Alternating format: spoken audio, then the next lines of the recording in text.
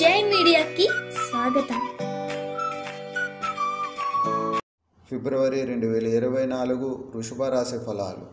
ఈ మాసంలో కొంత అనుకూల వాతావరణం ఉంటుంది. పరిస్థితులు సజావుగా కొనసాగును.